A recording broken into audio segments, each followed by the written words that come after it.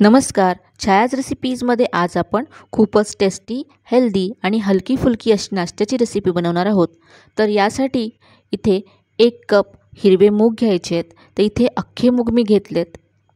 यानंतर हे मी 4 ते 5 तास भिजत ठेवले आणि यानंतर त्यातलं सगळं पाणी काढून टाकून एका कापडामध्ये बांधून ठेवले.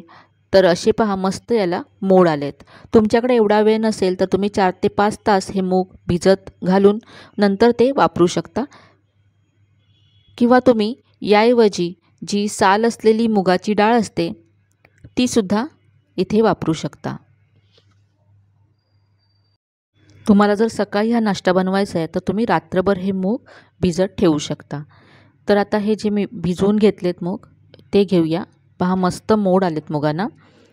तर आता हे आपल्याला बारीक करून घ्यायचे आहेत. तर हे आपण आता मिक्सरच्या भांड्यामध्ये काढून घेऊया. अगदी झटपट होणारी आणि मस्त पौष्टिक अशी ही रेसिपी आहे आणि तितकीच चवदारसुद्धा आहे. तर इथे पहा सगळे मूग मी मिक्सरच्या भांड्यामध्ये काढून घेतले. आता यामध्ये पुढचं साहित्य घालूया.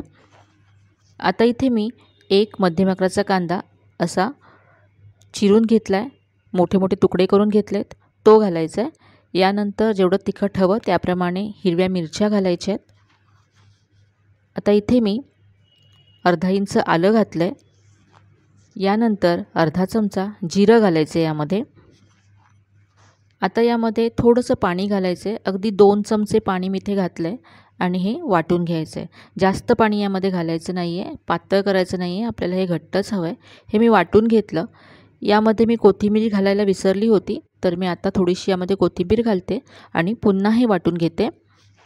तर पहा हे मी पुन्हा वाटून घेतलं आहे. जाडसरच वाटून घ्यायचं आहे आणि पाणी अगदी कमी घालायचं आहे, हे आपल्याला घट्टच हवं आहे. आता हे आपण एका बाउलमध्ये काढून घेऊया.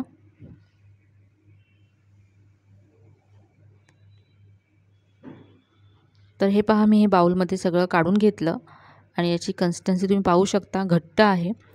आता यामध्ये 2 चमचे तांदळाचं पीठ घालायचं आहे. इथे जर तुमच्याकडे तांदळाचं पीठ नसेल तर जेव्हा तुम्ही मूग भिजत घातले तेव्हाच तुम्ही त्याबरोबर 2 चमचे तांदूळसुद्धा भिजत घाला, म्हणजे तुम्हाला इथे तांदळाचं पीठ घालायची गरज पडणार नाही. तर हे असं सगळं व्यवस्थित मी पीठ मिक्स करून घेतलं. आता यामध्ये थोडंसं पाणी घालूया. जास्त पाणी अजिबात घालायचं नाही आहे. अगदी 2 चमचे पाणी घातलं. मिक्स करून घेऊया. आणखी 2 चमचे इथे घालते. तर सगळं असं एकजीव करून घेतलं. हे आता पीठ आपलं तयार आहे. तर यामध्ये आपण इनो, सोडा असं काहीही घालणार नाही आहोत. चवीप्रमाणे मीठ घातलं मी. याचे आपण डोसे बनवणार आहोत. अगदी झटपट तुम्ही बनवू शकता. याला तुम्हाला रेस्ट करण्यासाठी ठेवण्याची सुद्धा गरज नाही आहे. तर आता लगेच आपण याचे डोसे बनवायला घेऊया. तर इथे मी तवा गरम करत ठेवला आहे. तवा गरम झाल्यानंतर यावरती थोडंसं तेल घालायचं आहे. अगदी कडकडीत तवा गरम करायची गरज नाही आहे. थोडासा तवा गरम झाला की तेल घालायचं आणि तेल असं पसरवून घ्यायचं. तेलसुद्धा अगदी थोडं घालायचं. फक्त तवा असा ग्रीस करून घेतला आहे मी. आता 1 चमचा पीठ घालायचं आहे आणि हे पसरवून घ्यायचं आहे. अगदी सहज कुणालाही हे डोसे जमू शकतात. ज्यांना नेहमीचे आपले डोसे बनवायला येत नाहीत ते सुद्धा अगदी सहज हे डोसे बनवू शकतील. तर असं हे पसरवून घेतलं. शक्य तितकं पातळ करायचं आहे. डोसा पातळ असेल तर तो कुरकुरीत बनेल. वरती जे आता हे थोडंसं जाडसर दिसतं आहे, एक्स्ट्राचं जे पीठ आहे ते असं पसरवून घ्यायचं, थोडंसं काढून घ्यायचं.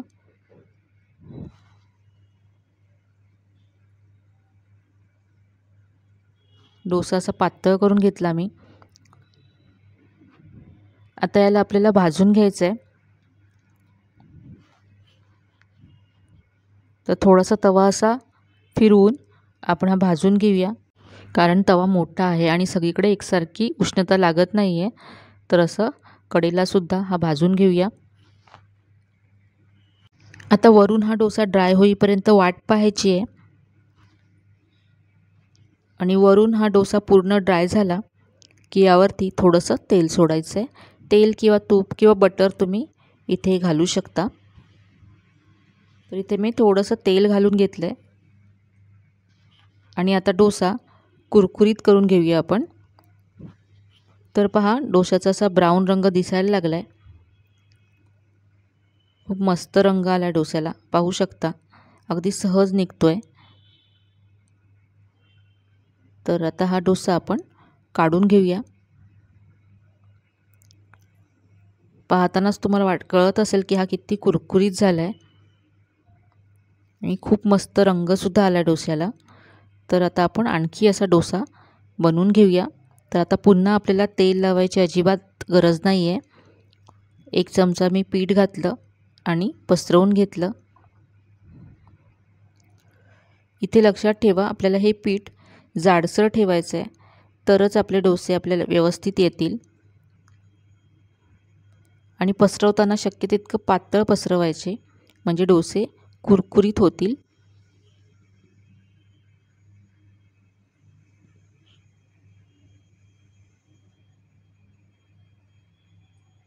असं हे जास्तीचं पीठ काढून घ्यायचं, म्हणजे पातळ होईल डोसा। आणि आता वरून ड्राय करून घेतल्यावर मी तेल सोडलं आणि कुरकुरीत करून घेतला डोसा। पहा मस्त ब्राऊन झाला आहे, वरूनसुद्धा ब्राऊन रंग दिसतोय। काढून घेऊया। तर एकानंतर एक तुम्ही झटपट हे डोसे तयार करू शकता। तर नाश्त्यासाठी सकाळी तुम्हाला जर बनवायचं असेल तर रात्री तुम्ही मूग भिजत घातले तर सकाळी तुम्ही वाटून आणि सगळं साहित्य घालून झटपट हे डोसे नाश्त्यासाठी बनवू शकता। तर इथे मी चटणीबरोबर आणि सॉसबरोबर हे डोसे सर्व केलेत। यामध्ये आपण मिरची आणि कांदा हे सगळं साहित्य घातलं आहे, त्यामुळे याबरोबर सॉसचीसुद्धा गरज नाही आहे किंवा चटणीचीसुद्धा गरज नाही आहे। असेच हे डोसे खूप मस्त लागतात। तर तुम्ही मुलांच्या टिफिनसाठी सुद्धा हे बनवू शकता किंवा सकाळी गरमागरम नाश्त्यासाठी बनवू शकता। अगदी साधी सोपी अशी रेसिपी आहे आणि साहित्यसुद्धा घरी उपलब्ध असलेलंच यामध्ये आपण वापरलं आहे। तर आजची ही रेसिपी तुम्हाला नक्कीच आवडली असेल। रेसिपी कशी वाटली ते कमेंटमध्ये नक्की कळवा। रेसिपी जर आवडली असेल तर जास्तीत जास्त लाईक करा, तुमच्या मित्रमैत्रिणींसोबत शेअर करा। चॅनलवर नवीन असाल तर चॅनलला सबस्क्राईब करायला विसरू नका। पुन्हा भेटूया अशाच छान छान आणि नवीन नवीन रेसिपीसह। तोपर्यंत धन्यवाद।